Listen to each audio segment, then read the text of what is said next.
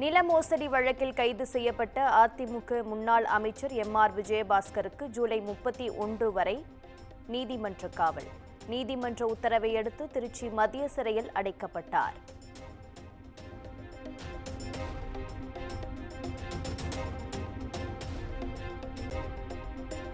அரசியல் ரீதியாக பழிவாங்கும் நோக்கில் தன் மீது வழக்கு போடப்பட்டுள்ளதாக எம்.ஆர். விஜயபாஸ்கர் குற்றச்சாட்டு. சட்ட ரீதியாக எதிர்கொள்ள தயாராக இருப்பதாகவும் தகவல்.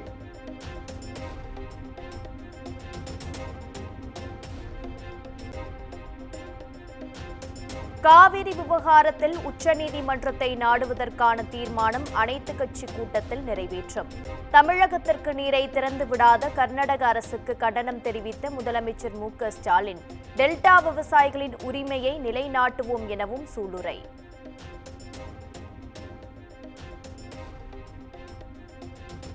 தமிழகத்தில் ஒரே நாளில் 40 IAS அதிகாரிகளை இடமாற்றம் செய்து தமிழக அரசு அதிரடி. உள்துறை செயலாளர் முதல் முதல்வரின் முகவரி திட்ட இயக்குநர் வரை மாற்றம் செய்து அறிவிப்பு.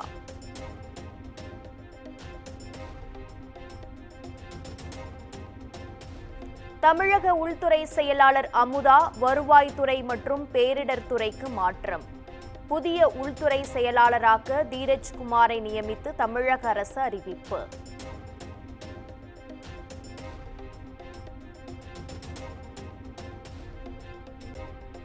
சென்னை மாநகராட்சி ஆணையராக இருந்த ராதாகிருஷ்ணன் உணவு மற்றும் கூட்டுறவுத்துறை செயலாளராக மாற்றம். மாநகராட்சியின் புதிய ஆணையராக குமரகுருபரன் நியமனம்.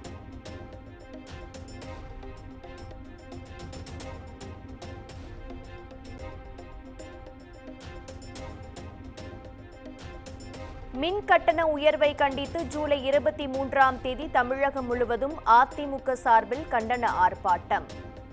அதிமுக தலைமை கழகம் அறிவிப்பு.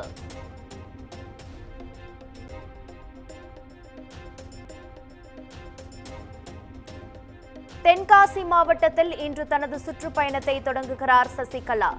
அதிமுகவை ஒருங்கிணைக்க தொகுதி வாரியாக தொண்டர்களை சந்திக்கவும் முடிவு.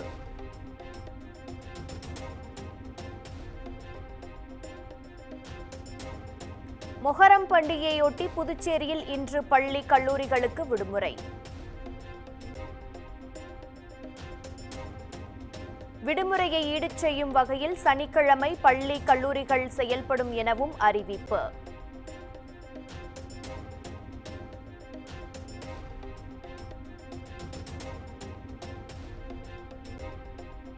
தேர்தல் நேரத்தில் தாம்பரம் ரயில் நிலையத்தில் பிடிப்பட்ட 4 கோடி ரூபாய்க்கும் தனக்கும் எந்த சம்பந்தமும் இல்லை.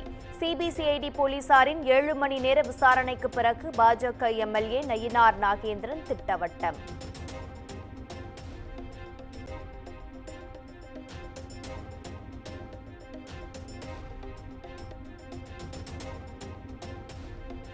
சட்டவிரோத பணப்பரிமாற்ற தடைச்சட்ட வழக்கில் முன்னாள் அமைச்சர் செந்தில் பாலாஜிக்கு ஜூலை 17ஆம் தேதி வரை காவல் நீட்டிப்பு. 47வது முறையாக காவலை நீட்டித்து முதன்மை அமர்வு நீதிமன்றம் உத்தரவு.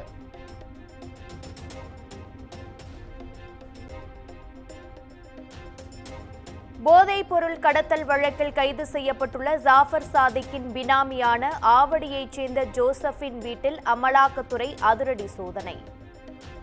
15 மணி நேர சோதனைக்கு பின் சொத்து பத்திரம், வங்கி புத்தகம் மற்றும் ஹார்ட் டிஸ்குகள் உள்ளிட்ட ஆவணங்கள் பறிமுதல் செய்யப்பட்டதாக தகவல்.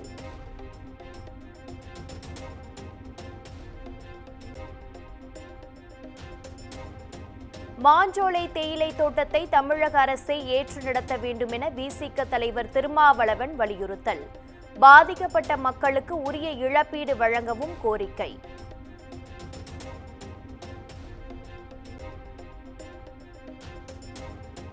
கஞ்சா வைத்திருந்ததாக தொடரப்பட்ட வழக்கில் யூடியூபர் சவுக்கு சங்கருக்கு ஜூலை 30 வரை காவல் நீட்டிப்பு.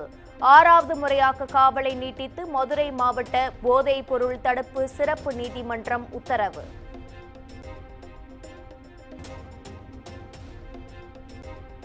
சென்னை ஜாம்பசாரில் 16 வயது சிறுவன் காரை ஓட்டி விபத்தை ஏற்படுத்திய சம்பவத்தால் பரபரப்பு. தாறுமாறாக ஓடிய கார் மோதியதில் 5க்கும் மேற்பட்ட இருசக்கர வாகனங்கள் சேதம்.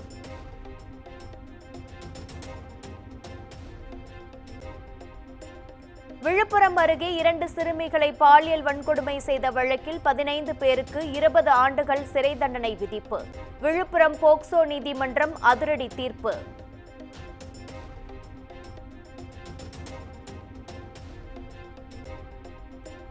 சிவகங்கை மாவட்டம் தேவக்கோட்டை அருகே 16 வயது சிறுமியை வன்கொடுமை செய்த வழக்கு. இளைஞருக்கு 20 ஆண்டுகள் சிறை தண்டனை விதித்து போக்சோ நீதிமன்றம் அதிரடி.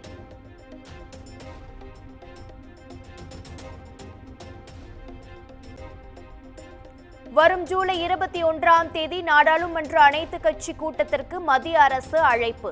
காங்கிரஸ், திமுக, திரிணாமுல் காங்கிரஸ் மற்றும் ஆம் ஆத்மி உள்ளிட்ட கட்சிகளுக்கு அழைப்பு.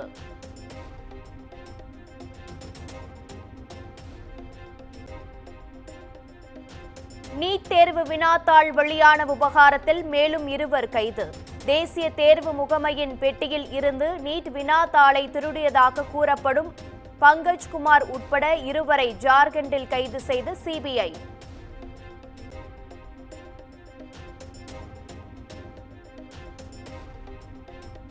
மேற்கு வங்க ஆளுநர் குறித்து தனிப்பட்ட முறையில் அவதூறு கருத்துக்களை தெரிவிக்கக்கூடாது. முதலமைச்சர் மம்தா பானர்ஜிக்கு கொல்கத்தா உயர்நீதிமன்றம் உத்தரவு.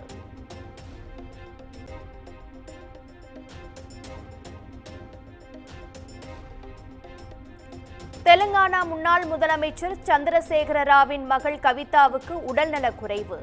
திகார் சிறையில் மயங்கி விழுந்த நிலையில் மருத்துவமனையில் அனுமதிக்கப்பட்டு சிகிச்சை.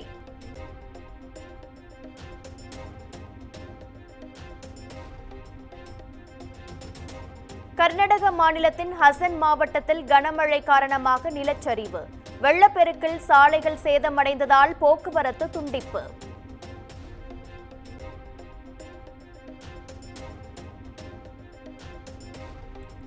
தமிழ்நாட்டை தொடர்ந்து கர்நாடக அரசு பள்ளிகளில் அனைத்து நாட்களும் மதிய உணவுடன் முட்டை வழங்க முடிவு. அசீம் பிரேம்ஜி அறக்கட்டளையுடன் வரும் 20ஆம் தேதி ஒப்பந்தம் செய்கிறது கர்நாடக அரசு.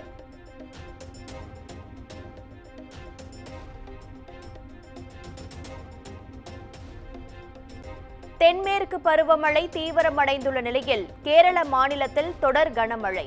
கோழிக்கோடு, வயநாடு, கண்ணூர் உட்பட 8 மாவட்டங்களில் இன்று பள்ளி, கல்லூரிகளுக்கு விடுமுறை அறிவிப்பு.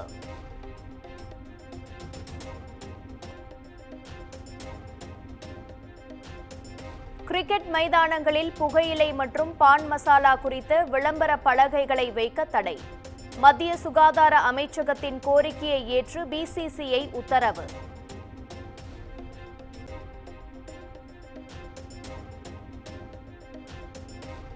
இந்திய T20 அணியின் கேப்டனாக சூரியகுமார் யாதவ் தேர்வு செய்யப்பட வாய்ப்புள்ளதாக தகவல். ஹர்திக் பாண்டியா கேப்டன் ஆவார் என கூறப்பட்ட நிலையில் போட்டியில் இணைந்த சூரியகுமார்.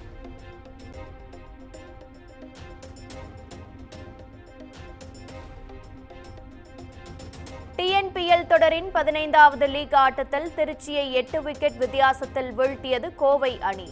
தொடர்ந்து 4 வெற்றிகளை பதிவு செய்துள்ள கோவை அணி புள்ளிப்பட்டியலில் முதலிடம்.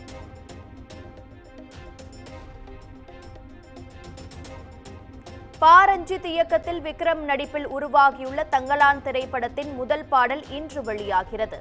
GV பிரகாஷ் இசையில் மினிக்கி மினிக்கி பாடல் மாலை 5 மணிக்கு வெளியாகும் என படக்குழு அறிவிப்பு.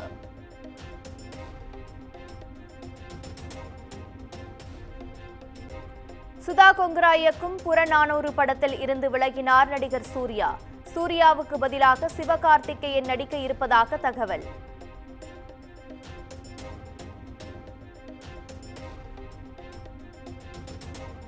ஷங்கர் இயக்கத்தில் கமல் நடிப்பில் வெளியான இந்தியன் 2 படத்தில் சுமார் 12 நிமிட காட்சிகள் குறைப்பு. சமூக வலைதளங்களில் கலவையான விமர்சனங்கள் வெளியான நிலையில் குறைக்கப்பட்டிருப்பதாக தகவல்.